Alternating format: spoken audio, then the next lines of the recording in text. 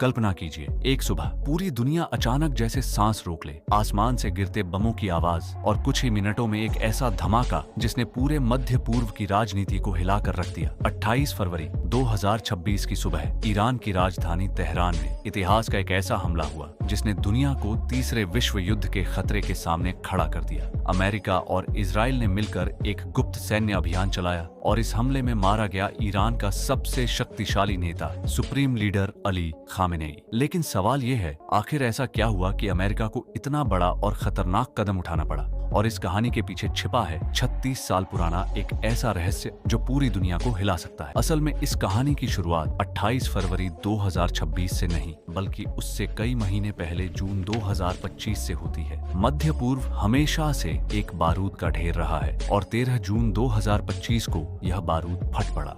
Israel ने अचानक Iran के न्यूक्लियर ठिकानों और सैन्य बेसों पर बड़े पैमाने पर हवाई हमले शुरू कर दिए। इजराइल को लंबे समय से डर था कि ईरान जल्द ही परमाणु हथियार बना सकता है और अगर ऐसा हुआ तो यह इजराइल के अस्तित्व के लिए सबसे बड़ा खतरा बन सकता। 12 दिन का युद्ध। इसके बाद शुरू हुआ एक भयानक संघर्ष जिसे दुनिया ने नाम दिया 12 डे वॉर। इन 12 दिनों में इजराइल ने लगभग 360 हमले किए। हमले ईरान के 27 प्रांतों तक फैल गए। सबसे ज्यादा नुकसान तेहरान में हुआ, लेकिन ईरान भी चुप नहीं बैठा। उसने जवाब में सैकड़ों बैलिस्टिक मिसाइलें इजराइल के शहरों पर दाग दी। स्थिति इतनी खतरनाक हो गई कि 22 जून 2025 को अमेरिका को भी इस युद्ध में हस्तक्षेप करना पड़ा। अमेरिका की एंट्री अमेरिकी राष्ट्रपति डोनाल्ड ट्रंप ने आदेश दिया, ईरान के सबसे सुरक्षित भूमिगत परमाणु ठिकानों पर हमला किया जाए।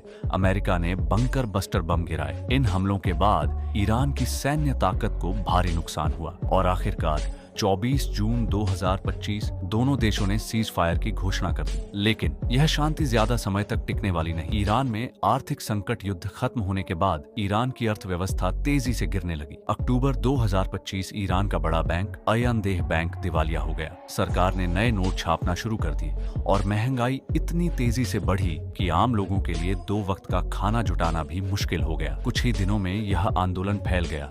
187 शहरों में लोग खुलेआम नारे लगा रहे। 3 जनवरी 2026 खामेनेई ने आदेश दिया, विद्रोह को कुचल दिया जाए। सुरक्षा बलों ने निहत्थे नागरिकों पर सीधी गोलीबारी शुरू कर दी। छतों पर बैठे स्नाइपर लोगों के सिर पर निशाना लगा रहे थे। रिपोर्टों के अनुसार हजारों लोग मारे गए। 8 जनवरी 2026 ईरान सरकार ने पूरे देश का इंटरनेट बंद कर दिया। अब ईरान दुनिया से पूरी तरह कट चुका था। इसी दौरान अमेरिका और इजराइल एक गुप्त योजना बना रहे थे। इस ऑपरेशन का नाम था ऑपरेशन एपिक फ्यूरी और इजराइल ने इसे कहा ऑपरेशन रोरिंग लायन सी।